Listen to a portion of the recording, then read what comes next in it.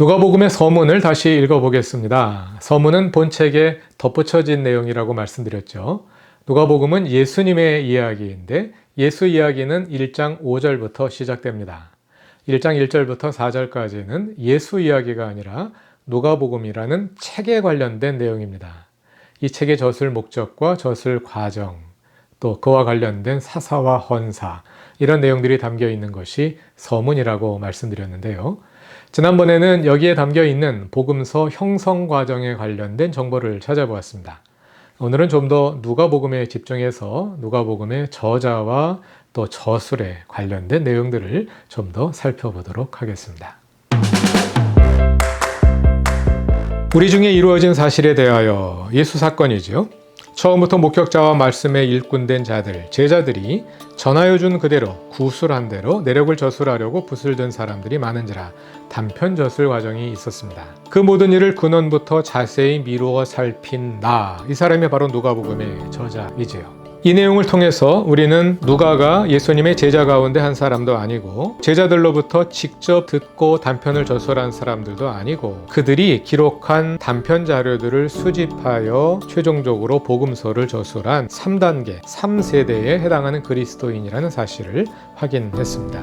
그러면 누가복음을 저술한 목적은 뭘까요? 이는 각하가 알고 있는 바를 더 확실하게 하려 함이로라. 알고 있는 바를, 그러니까 이미 예수에 관해서 알고 있는 사람, 그리스도인들입니다. 그리스도인들로 하여금 그 알고 있는 바를 더 확실하게 하기 위해서, 그들의 믿음을 더 굳건히 세워주기 위해서 누가복음을 저술한 것이구나 하는 것을 알 수 있게 되죠. 그러니까 누가복음이라는 책은 비그리스도인들을 위해서, 전도하기 위해서 쓴 책이 아니라 그리스도인들을 위해서 그들의 신앙을 더 튼튼하게 세워주기 위해서 쓴 책이구나 하는 것을 알 수 있습니다. 그런데 3절에 데오빌로라는 사람이 등장합니다. 데오빌로 각하에게 차례대로 써보내는 것이 좋은 줄 알았노니. 이 내용을 문자적으로 읽으면 누가복음은 데오빌로 각하라는 사람을 위해서 썼고 그 사람에게 보낸 책이다 하고 생각할 수 있게 됩니다. 이 데오빌로 각하는 누구일까요? 여기에서 각하로 번역된 크라티스테라는 헬라어는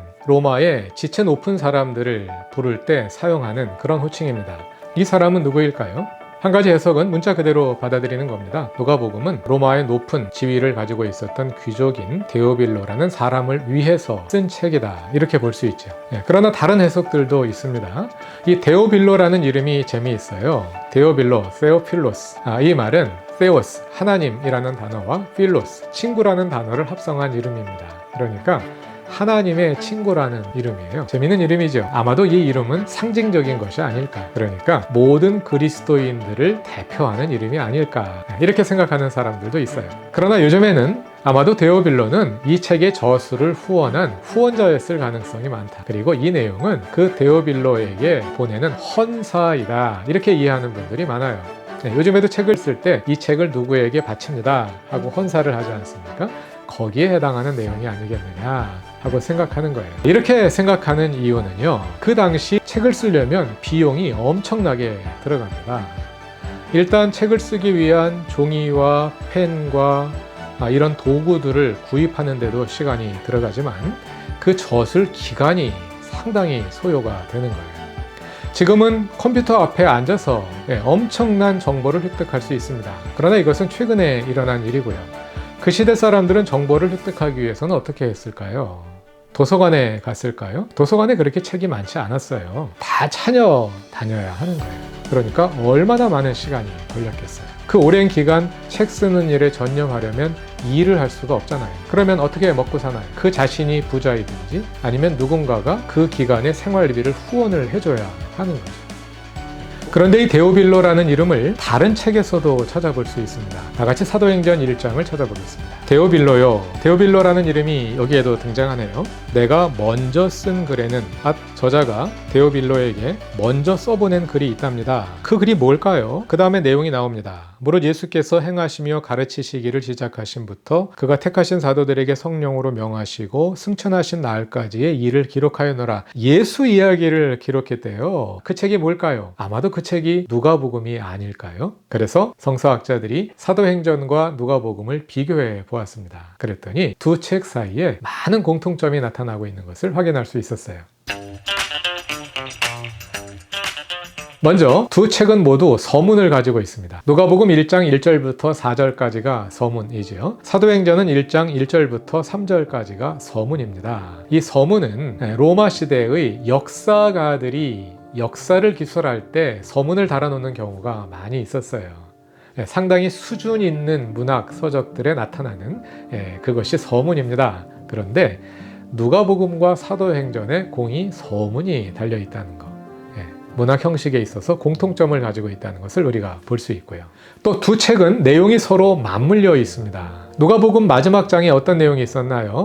49절에서 이렇게 말씀하십니다. 볼지어다 내가 내 아버지께서 약속하신 것을 너희에게 보내리니 너희는 위로부터 능력으로 입혀질 때까지 이 성에 머물라 하시니라. 사도행전 1장 4절과 5절로 가보겠습니다. 사도와 함께 모이사 그들에게 분부하여 이르시되 예루살렘을 떠나지 말고 내게서 들은 바 아버지께서 약속하신 것을 기다리라. 요한은 물로 세례를 베풀었으나 너희는 몇 날이 못되어 성령으로 세례를 받으리라 하셨느니라. 누가복음 24장 49절에서 하신 말씀이 사도행전 1장 4절과 5절에서 반복되고 있는 것을 볼 수 있죠. 오순절 성령 강림 사건을 기다리고 있어라 하는 말씀이죠. 누가복음의 마지막 장면은 예수님이 부활하셔서 승천하시기까지 제자들과 함께 계셨던 내용이 있었죠. 사도행전 1장 3절을 보시죠. 그가 고난받으신 후에 또한 그들에게 확실한 많은 증거로 친히 살아계심을 나타내사 40일 동안 그들에게 보이시며 하나님 나라의 일을 말씀하시니라. 누가복음 마지막 장에 기록된 그 기간에 있었던 내용을 좀 더 자세하게 서술하신 것입니다. 그리고 나서 9절을 보시면 이 말씀을 마치시고 그들이 보는데 올려져 가시니 승천하기까지의 사건이 기록되어 있죠. 그러니까 누가복음의 마지막 부분과 사도행전의 첫 부분의 내용이 서로 맞물려 있다는 것을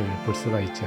이런 기법을 가리켜서 도브테일링이라고 부릅니다. 목재 가구들을 서로 연결할 때 물론 못을 받거나 악교를 발라서 연결할 수도 있겠지만 홈을 파가지고 서로 연결해서 빠지지 않도록 만드는 것, 그걸 가리켜서 도브테일링이라고 말하잖아요. 그러한 도브테일링 기법이 문학에도 사용되는 거예요. 두 책을 연작으로 저술할 때 앞책의 끝부분과 뒷책의 앞부분을 서로 도브테일링으로 연결하는, 그 당시 사용되었던 문학 기법입니다. 누가복음과 사도행전의 저자는 그 도브테일링의 기법으로 두 책을 연결하고 있는 것을 볼 수 있습니다. 이렇게 누가복음과 사도행전은 꼼꼼하게 맞물려 있고요. 또 두 책에 사용된 언어나 문체, 신학들을 살펴보면 이게 같은 저자의 작품이구나 하는 것을 확인할 수가 있어요. 특히 누가복음 저자의 헬라어는 굉장히 뛰어난 헬라어입니다. 신약 성경은 전부 다 헬라어로 쓰여졌는데 누가복음, 사도행전을 제외한 나머지 모든 책들은 헬라어가 모국어가 아니라 외국어인 사람의 작품이다 하고 판단됩니다. 아마도 대부분은 유대인들이었을 거고요. 그 당시 유대인들이 사용하던 언어는 아람어였거든요. 아람어로 생각하면서 그것을 헬라어로 옮겨 적은 책이구나 하는 티가 나는 거예요. 한국 사람이 영어로 글을 쓰면 티가 나는 것처럼. 그런데 누가복음과 사도행전을 보면 이 저자는 헬라어를 모국어로 사용하는 사람이구나. 어렸을 때부터 이방 세계 속에서 나고 자랐던 그런 사람이구나 하는 것을 알 수 있어요. 그러니까 워낙 뛰어나고 헬라어적인 그런 헬라어를 구성하는 사람인데다가 또 비슷한 언어가 사용되니까 누가복음과 사도행전에 그런 공통점은 너무 뚜렷하게 독보적으로 드러나게 되는 거죠. 그래서 이러한 점들을 토대로 누가복음과 사도행전은 동일 저자의 작품이다 하는 것이 인정되고 있습니다. 신학자들 사이에 이슈가 있다면 그러면 누가복음을 저술할 때 사도행전까지 이미 염두에 두고 저술한 거냐? 아니면 누가복음을 저술할 때는 그냥 예수님의 이야기를 저술하려고 저술했는데 다 저술하고 나서 보니까 부족함이 있다고 생각돼서 나중에 사도행전, 교회의 이야기를 덧붙인 거냐. 어느 쪽으로 보느냐에 따라 차이는 있는데요.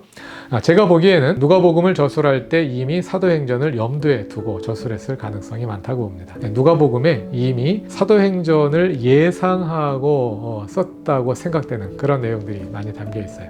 그 가운데 하나가 누가복음 24장 49절, 사도행전에서 일어날 일을 미리 예고하고 있는 거고요. 또 한 가지는 제자들에 대한 서술입니다. 마가복음에 나와 있는 제자들의 서술을 마태복음이 상당히 완화시켰잖아요. 누가복음을 보면 그거보다 더 긍정적인 모습으로 서술되고 있는 것을 볼 수가 있어요. 왜 그랬을까? 사도행전은 제자들의 이야기인데 사도행전을 읽어보면 정말 영웅적인 제자들의 모습이 담겨 있거든요. 순교를 각오하면서 또 사내들인의 위협에 전혀 굴하지 않으면서 담대하게 복음을 전하는 제자들의 모습이 담겨 있죠. 그런데 마가복음에 담겨 있는 제자들의 모습은 너무 부정적인 거예요. 이 사이에 이게 도무지 조화가 이루어지지 않는 거죠. 그래서 누가복음은 24장을 읽어보면요, 1장부터 23장까지는 비교적 우둔하고 잘 이해를 못하는 그런 제자들의 모습이 마태복음, 마가복음과 비슷하게 서술되는데 그래도 마가, 마태보다는 조금 나아요. 그런데 그 제자들이 24장에서 예수님을 만나면서 완전히 새로운 사람들로 변화됩니다. 눈을 뜨는 거예요. 그렇게 함으로써 사도행전에 나오는 영웅적인 제자들의 모습을 24장에서 미리 준비하고 있는 거예요. 이런 것처럼 누가복음을 읽어보면 사도행전을 미리 염두에 두고 썼구나 하는 것을 알게 할 수 있는 그런 내용들이 있고요. 또 누가복음은 24장까지, 사도행전은 28장까지인데 두 분량이 비슷합니다. 이 분량은 그 당시 두루마리로 담을 수 있는 가장 긴 분량이었다고 합니다. 그 분량을 염두에 두고 비슷한 분량으로 누가복음과 사도행전을 나누어서 저술했구나, 이렇게 생각할 수 있게 되는 거죠.